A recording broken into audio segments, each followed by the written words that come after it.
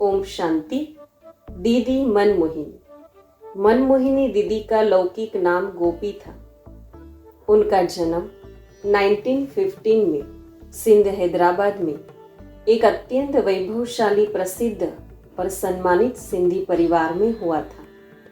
बहुत अमीर परिवार में जन्म लेने के बावजूद भी दीदी को अपने चारों ओर मौजूद भौतिक संपदा से खुशी नहीं मिलती थी। उन्हें सच्ची खुशी भागवत गीता और अन्य धर्म ग्रंथों को पढ़ने से मिलती थी। उन्हें सत्संगों में जाना और दान पुण्य करना अच्छा लगता था। वे भागवत गीता और उसमें अपने लौकिक नाम के अनुरूप गोपियों की कहानियां बहुत पसंद करती थी। कहानियां पढ़कर वे खुशी के आंसू बहाती थी और अक्सर सोचती थी कि गोपियां कृष्ण से कैसे मिल पाई। उनके मन में श्री कृष्ण से मिलने की गहरी लालसा थी, जिसने उन्हें एक उत्साही भक्त बना दिया। उनका भगवान शिव से बहुत गहरा प्रेम और अटूट विश्वास था और वे एक सच्ची गोपी की तरह भगवान की याद में आध्यात्मिक नशा महसूस करती थी। दीदी वर्ष 1935-36 में संगठन के शुरुआती दिनों में अपनी लौकिक मां रुक्मणी के साथ आई थी। ब्रह्मा बाबा द्वारा बनाई गई महिला ट्रस्ट में मम्मा के साथ साथ दीदी ने भी एक महत्वपूर्ण सदस्य की भूमिका निभाई।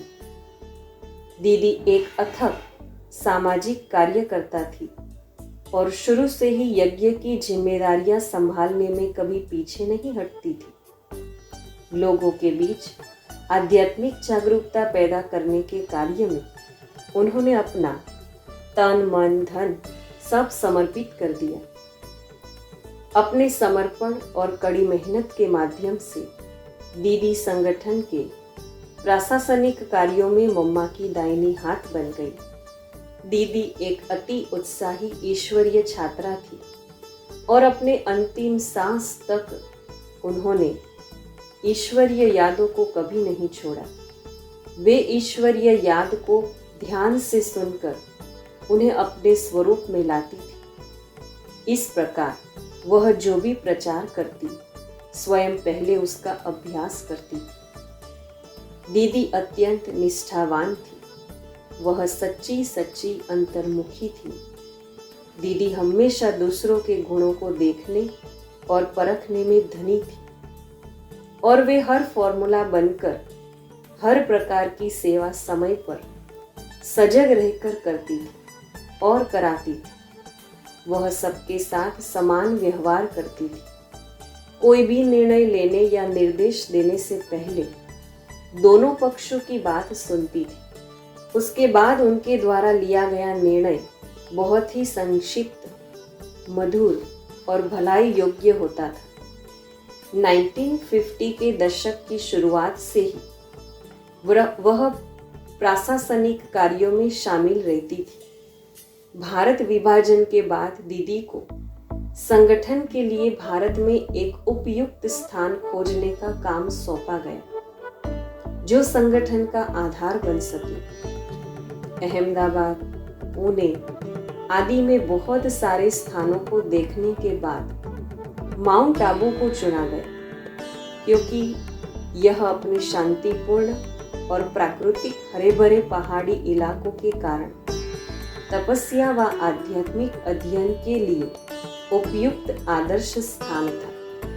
1969 में ब्रह्मा बाबा के दिव्य फरिश्ता स्थिति प्राप्त करने के बाद दीदी 1969 से 1983 तक संगठन की प्रशासनिक प्रमुख बनी रही। उन्होंने दादी प्रकाशमणि के साथ मिलकर 14 वर्षों तक बहुत ही कुशल तरीके से यज्ञ का प्रबंध किया। दोनों दो शरीर और एक आत्मा की तरह थे। एक दूसरे की राय के प्रति अत्यंत सम्मान और प्रेम रखते थे और संगठन के दैनिक मामलों को सुचारू रूप से चलाने के लिए सर्वसम्मति से निर्णय लेते थे। दीदी बहुत सादा जीवन जीती। वह सादगी और विनम्रता की प्रतिमूर्ति रही।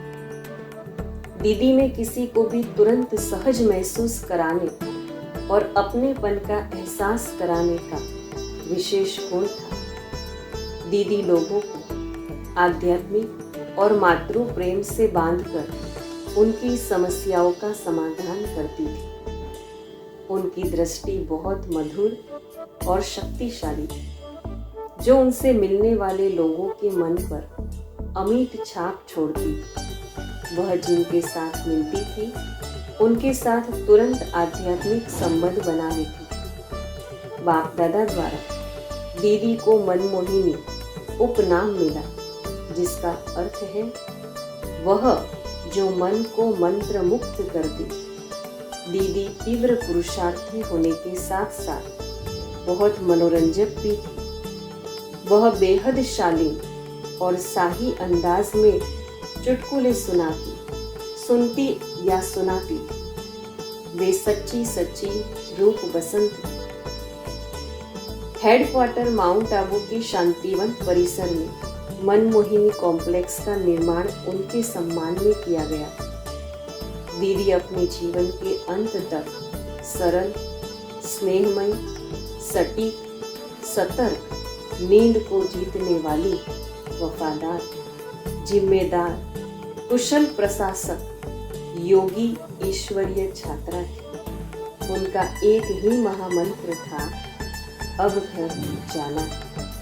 वर्ष 1983, 28 जुलाई, दीदी अपने भौतिक देह का त्याग कर अव्यक्त अवस्था को प्राप्त हुई।